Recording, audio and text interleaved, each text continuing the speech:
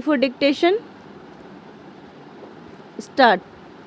राष्ट्रपति चुनाव का मुकाबला अब लगभग स्पष्ट हो गया है।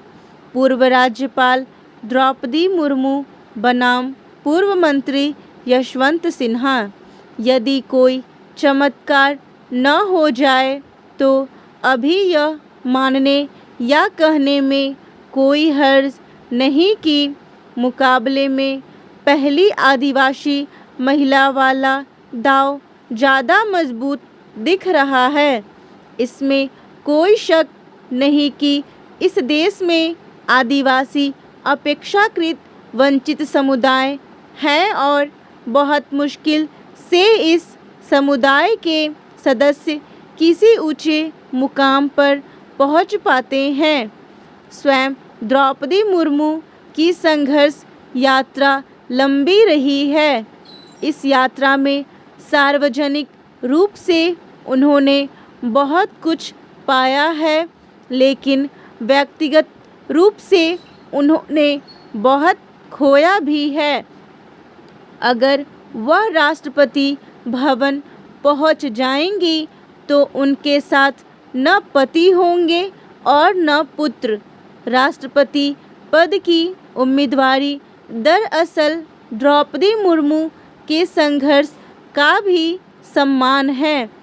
बहुत सोच समझकर भाजपा ने उनका चयन किया है और ज़्यादातर पैमानों पर इस चयन की निंदा नहीं हो सकती।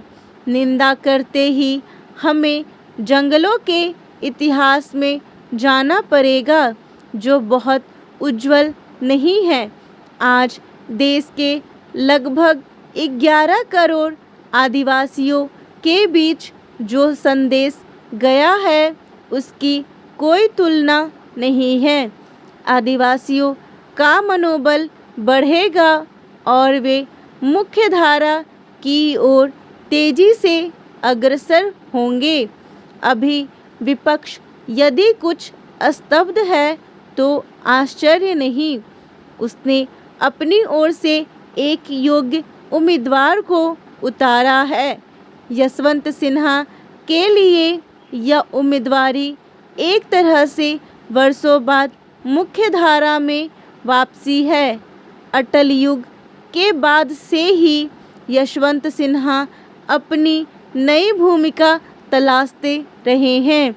उनकी प्रशासनिक संवैधानिक योग्यता पर कोई सवाल नहीं, लेकिन अब उनकी राजनीतिक योग्यता विपक्ष की एकता पर निर्भर करेगी। हर लड़ाई के अपने समीकरण होते हैं। योद्धा बदलते हैं तो समीकरण भी बदल जाते हैं। शायद यही हुआ है। आदिवासी महिला उम्मीदवार के मैदान में आने से 2-3% वोटों का जो अंतर था वह सत्ता पक्ष के अनुकूल बढ़ गया लगता है। बहरहाल राष्ट्रपति पद के लिए 18 जुलाई को मतदान होगा। मतलब यशवंत सिन्हा के पास कुछ समय है। हार मानने के बजाय उन्हें अपने पूरे प्रयास करने चाहिए। वैसे भी भाजपा से निकले उन्हें 4 वर्ष ही हुए हैं। वह अपनी व्यवहार कुशलता को फिर आजमा सकते हैं। आज कुछ दूसरे सवाल भी हैं जो ज़्यादा तवज्जो मांग रहे हैं। देश में 25 जुलाई से नए राष्ट्रपति के कार्यकाल की शुरुआत होगी।